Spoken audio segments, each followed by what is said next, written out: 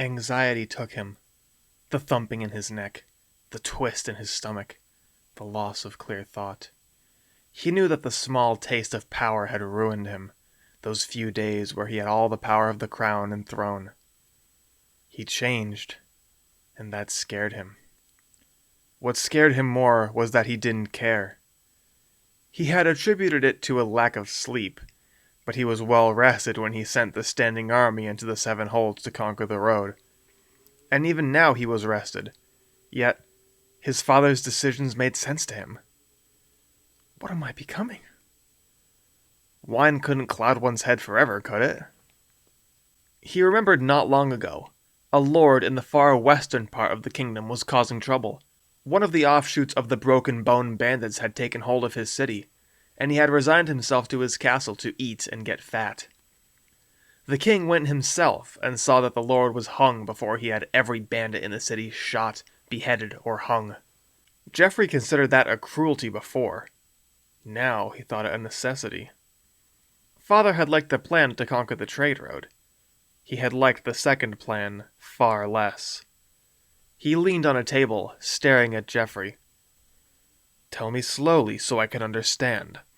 I want to comprehend how you thought this was a good idea." Geoffrey fidgeted with his fingers, looking at his feet. "Well, I sent Gerald a letter telling him the plan. He would be able to gain their trust by winning a battle for them." "So you released pirates into the Glimmering Sea? You gave them boats?" "They were only small boats, to get past the rocks. They were going to take some bigger ships when they could, and I just thought—" It sounded worse when he said it out loud. It seemed logical when he was doing it. They would capture a larger ship, then larger ships, until they had a fleet of their own. Then they would attack Gardenfell, Gerald would thwart it, he would be a hero, and they would trust him. Georgine interrupted. "Don't be mad at him, Father. It was my idea just as much as his. I'm the one who had them take banners from the Seven Holds." "I know. I am just as mad at you. I really have nobody to blame but myself. Did nobody object to this? Not William? Not Fari?" "It isn't their place to question the crown. You've made that clear enough." Geoffrey remembered a lord that had openly opposed his father. Lord Jeremy Garfield was his name. It was in the first year of his kingship. The new king had summoned Lord Garfield to Linwood to answer for his crimes. He had been known to keep women chained in his castle and use them at his leisure. All types and sizes and colors of women commonly called the Garfield collection. Lord Garfield sent the king a sack of gold with a small note that said only, "For my crimes." Lord Garfield's keep was raided. He was captured and put in the dungeon for a month. A very public trial took place soon after, where every woman in the Garfield collection was called to testify against him. For the crime of slavery, he had his lordship revoked. For the crime of rape, he had his lands and castle taken. For the crime of treating a royal summons as a jest, he was banished. And for the crime of being an asshole, he was executed. Defiance in the Middle Kingdom had become rare afterwards. "Besides, we've protected ourselves. Geoffrey banished them. The city guard were instructed to shoot any of them they find on land," she said, confidently. "Good job.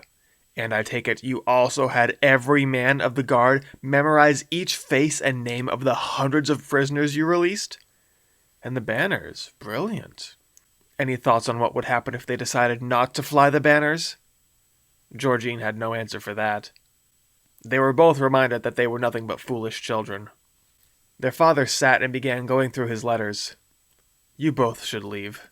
Go find something else to do." They both stayed, quiet and humiliated. Their father opened a letter and read it with a look of contempt and beguilement on his face.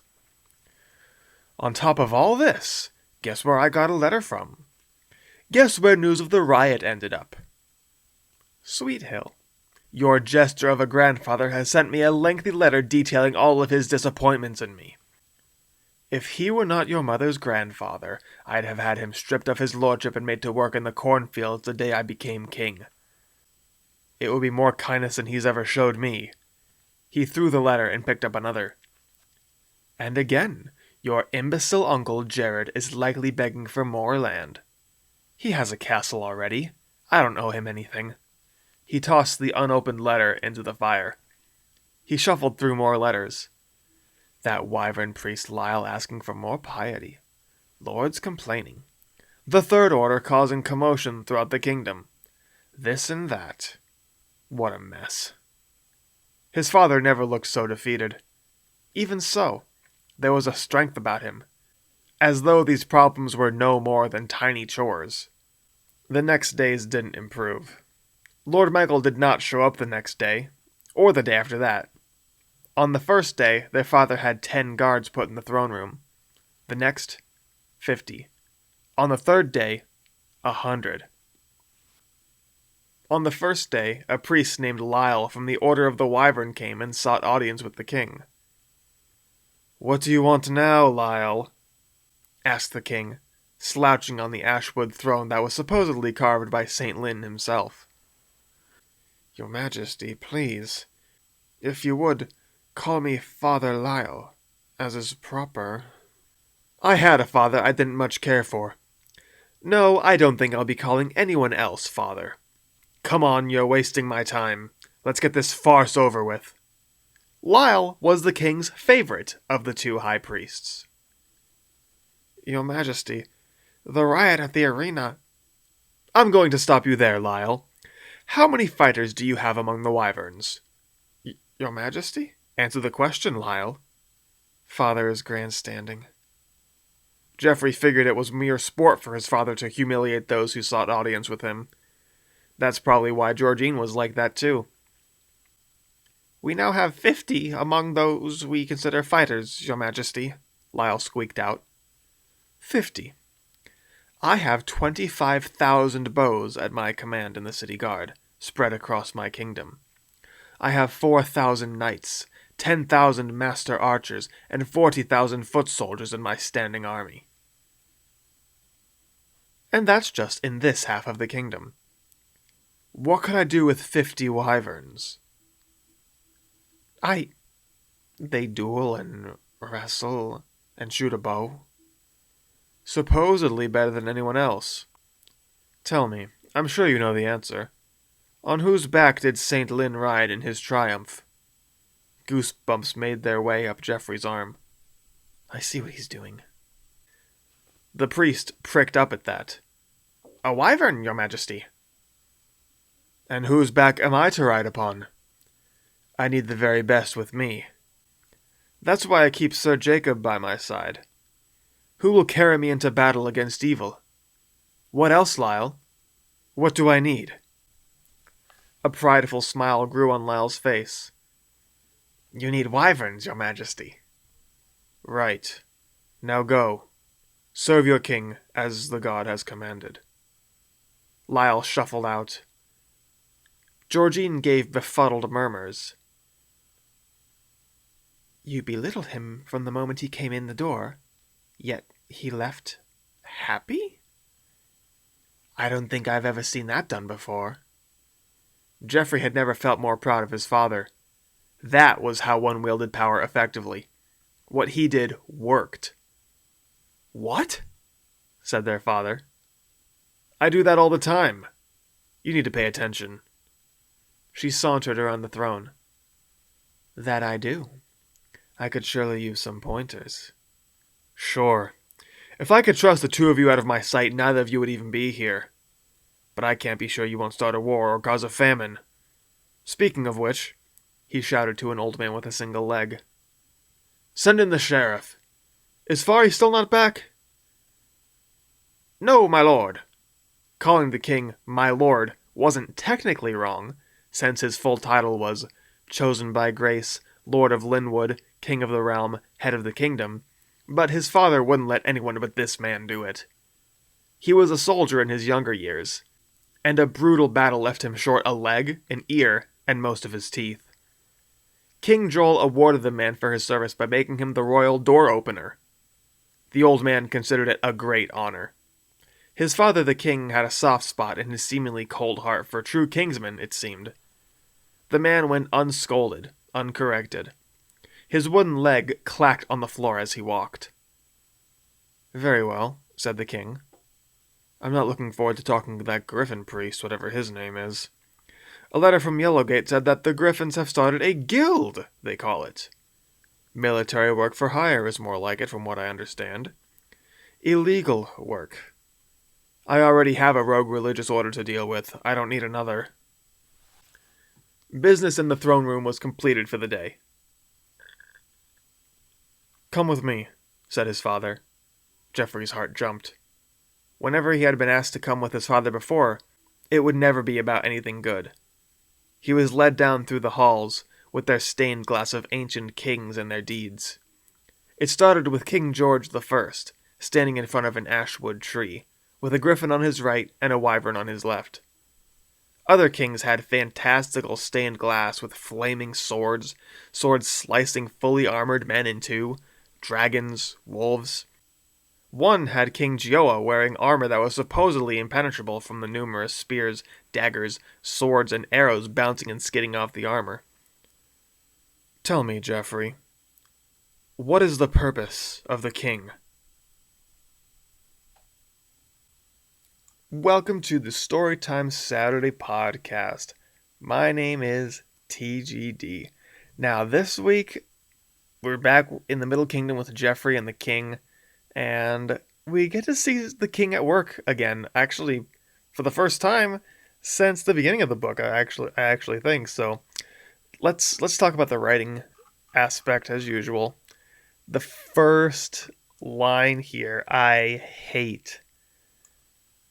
Anxiety took him, the thumping in his neck, the twist in his stomach, the loss of clear thought. Instead of just saying his neck thumped, his stomach twisted, and his thoughts were cloudy. I guess it conveys the point, but I hate that particular style of writing. The thumping in his neck, the twist in his stomach. What about it? The thumping in his neck. That's not even a sentence. Anyway, so the chapter is not terrible, I guess. But then it ends randomly. It randomly ends. And this is the last time we see the king, Geoffrey, or Georgine, actually. This would be a good chapter if it didn't end in the middle of the chapter. So, this is from Geoffrey's perspective. And we actually don't see a whole lot from him. The things we do see is that he's sort of thinking about how this experience with power has changed him.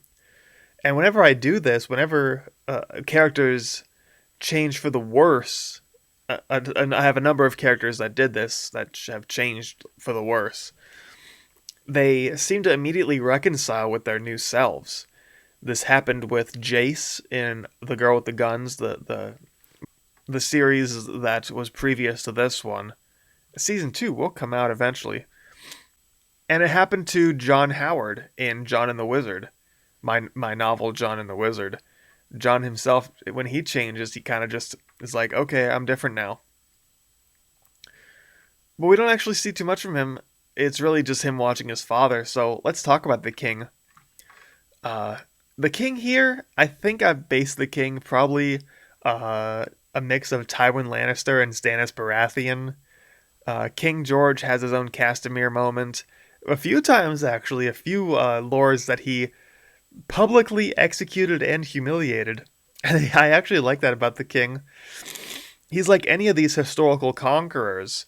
We look back at someone like Alexander the Great, and we say Alexander the Great was a great man, even though he killed loads of people. You know, we have Chinese food places like Genghis Khan Chinese Buffet.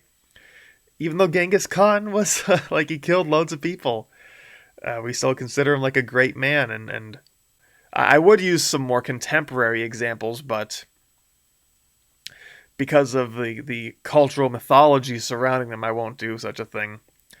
So the king is this severe man that you can't F with.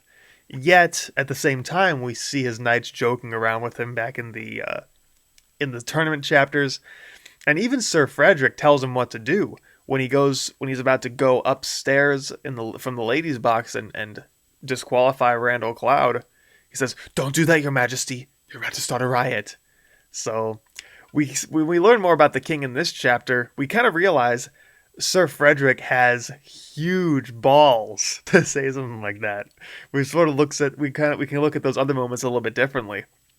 Despite being the severe guy who Jeffrey remembers publicly executing and humiliating like his own vassals that disrespect him, he's still a very human character.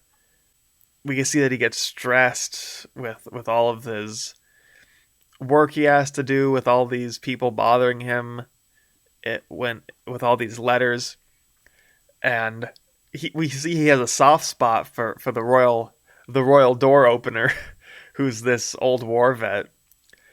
So I like that about the king. The king is a very complex, layered character. I think it's funny that he gets a letter from his brother Gerald and tosses it right in the fire and doesn't even open it. I don't think I had any plan for that. Again, I've mentioned this before. I was probably hoping that future me would come up with something for it. I'll throw this here and then I'll come up with something for it later. Terrible way of writing. Terrible. And at the very end, when he's talking to this wyvern high priest, we see where his children get their deviousness from, where he's screwing with their heads and like somewhat flattering them, somewhat belittling them. I'm not really sure what this means. I'm not sure what his plan was for the wyverns. I don't really know what I was trying to do here. I don't really know. Anyway, there is some stuff that's introduced here. Something like the Broken Bone Bandits, they were mentioned. They were going to be a central plot point, so maybe the Broken Bone Bandits were the ones that attacked Fari's farm when he was younger. Maybe the Triple B gang were the ones that tried to kidnap Gerald. Maybe they were part of the Broken Bones gang, Broken Bone Bandits. They were going to be major players in the channel between the Seven Holds and Gardenfell. And like some of those Broken Bone Bandits would have been the ones that the siblings released into the ocean. And I think that there was going to be some pirate captain named Bones Ragnall, and he was going to capture Gerald or something. I don't know. I don't remember. But it wasn't any good. It was stupid. Now, the Third Order is also mentioned. I forgot what that was. I completely forgot what that was. It was probably some sort of cult or something I also had no plans for. I'm like, let's see, there's the Wyverns and the Griffins. Ooh, I'll make a Third Order. That'll be great. For what? I don't think they do anything. I think they're just introduced. I don't think they're important at all. So you see the garden is growing out of control. There's weeds in there, the Broken Bone Bandits and the Third Order and the king's brother. All these weeds are kind of just growing all over the place. And it's a shame because I actually like this King George character. I like the king. He's layered and complex and I like him. We also never get to see what happened to Lord Michael. This is basically the last chapter. The rest of the chapters are just Gerald and someone we're going to meet next week. I mean, I guess we met them already. But next week, we get to see a point of view chapter from Ben. The last time we saw Ben, he had just left the Middle Kingdom with Z. So Ben is traveling with Z. And we get to see Z again. We get to see Ben Blacksheep again. So come back next time for the Storytime Saturday podcast. There's only a few more of these left. Only a few more of these left in this Kings and Castles friend fiction. At the very end, we'll take a look at the notes that I took, and we'll sort of see what the thought process was. My outline, my rough, very rough outline for what was supposed to happen. But we'll look at that in a few weeks, so come back next week for the Storytime Saturday podcast. It's been great. If you're watching on YouTube, make sure you like and subscribe. Wherever else you might be watching, make sure you like, follow. Go subscribe on YouTube, the underscore Chalice channel. We're always doing cool stuff, gaming, awesome stuff. So I'll see you next time.